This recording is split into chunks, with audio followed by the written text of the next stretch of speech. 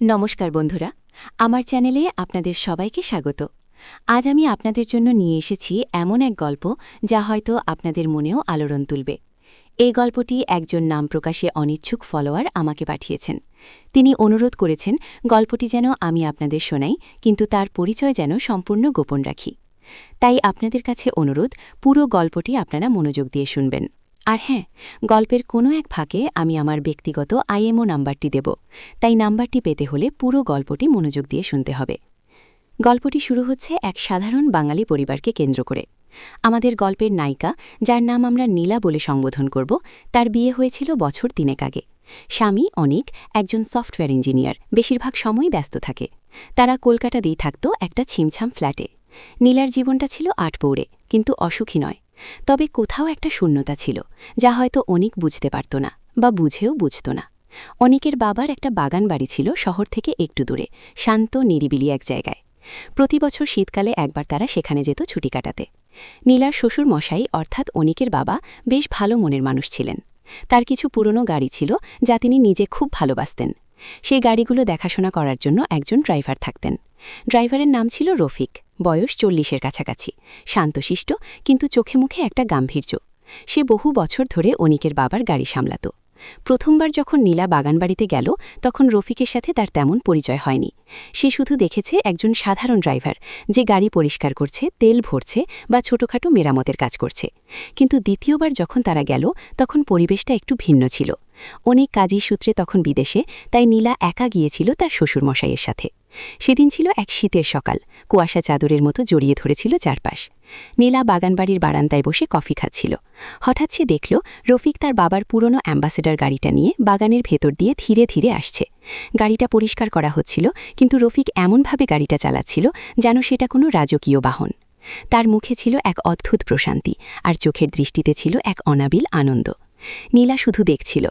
এমনভাবে কেউ একটা গাড়িকে ভালোবাসতে পারে, এটা সে আগে কখনো দেখেনি। রফিক গাড়িটা থামিয়ে নেমে এলো। তার চোখে চোখ পড়ল নীলার। সে একটু হাসল, আর সেই হাসিতে ছিল না কোনো বিনয়, ছিল এক অদ্ভুত আত্মবিশ্বাস। নীলাও আলতো করে হাসল। সেই প্রথমবার তাদের চোখে চোখ পড়ল, আর সেই দৃষ্টি বিনিময়ে কিছু একটা ঘটেছিল। নীলার মনে হল একটা অদৃশ্য সুতো যেন তাদের বেঁধে ফেলল। এরপর থেকেই রফিকের প্রতি নীলার একটা আলাদা দৃষ্টি তৈরি হল। যখনই তারা বাগানবাড়িতে যেত, নীলা রফিককে লক্ষ্য করত। রফিক তার কাজ করত, কিন্তু মাঝে মাঝে সে নীলার দিকে তাকাত। সেই তাকানোয় কোনো অশ্লীলতা ছিল না, ছিল এক গভীর মুগ্ধতা, এক চাপা আকর্ষণ। নীলাও বুঝত রফিক তাকে দেখছে, আর এই দেখাটা তাকে এক অদ্ভুত রোমাঞ্চ দিত। তার মনে হল এই নিষিদ্ধ অনুভূতিটা যেন তাকে আরও জীবন্ত করে তুলছে। একদিন অনিক তখনও বিদেশে, নীলা একা শ্বশুরবাড়িতে। শ্বশুরমশাই তখন অসুস্থ, বিশ্রাম নিচ্ছেন। নীলা একা একা বাগানবাড়ির পেছনের আমবাগানে হাঁটছিল। পরন্ত বিকেল, হালকা কুয়াশা। হঠাৎ সে রফিককে দেখতে পেল। রফিক তার বাবার পুরনো রয়্যাল এনফিল্ড মোটরসাইকেলটা নিয়ে দাঁড়িয়েছিল।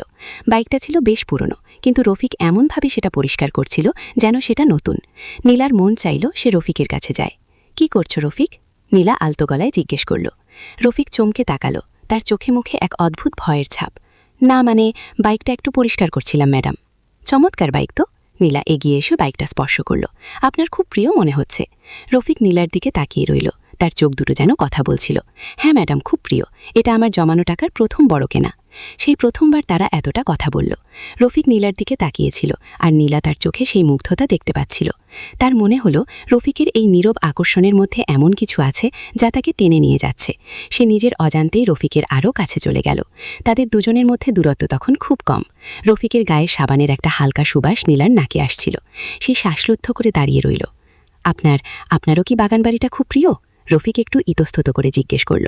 হ্যাঁ, খুব প্রিয়। নীলা প্রায় ফিসফিস করে বলল। এখানে এলে কেমন একটা শান্তি পাই। আমারও তাই। রফিকের গলাটাও একটু ধরে এলো। সেই মুহূর্তে হঠাৎ করে এক দমকা বাতাস এসে নীলার আঁচলটা উড়িয়ে নিয়ে গেল। রফিকের হাতটা প্রায় অজান্তেই এগিয়ে এলো, নীলার হাতটা স্পর্শ করল। সেই স্পর্শে ছিল এক বিদ্যুতের ঝলক। নীলা চমকে উঠল, কিন্তু হাতটা সরিয়ে নিল না।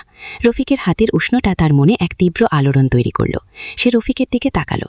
রফিকের চোখে তখন অন্য এক নেশা। সে নীলার ঠোঁটের দিকে তাকিয়ে রইল। নীলার মনে হলো সে যেন মৃত্যুর মুখে দাঁড়িয়ে আছে, অথচ এই মৃত্যুই তার জীবনের সবচেয়ে বড় আনন্দ। রফিক, নীলা প্রায় অস্ফুটে বলল। রফিক আর নিজেকে সামলাতে পারল না। সে নীলার হাতটা আরও শক্ত করে ধরল, তারপর আলতো করে টেনে আনলো নিজের দিকে। তাদের দুজনের নিঃশ্বাস একে অপরের ওপর পড়ছিল। নীলার মনে হচ্ছিল এই নিষিদ্ধ আকর্ষণ তাকে কোথায় নিয়ে যাচ্ছে। তার ভয় করছিল, আবার সেই ভয়ই তাকে আরও উদ্দীপ্ত করছিল। রফিকের হাতে তখন নীলার কোমর ধরা।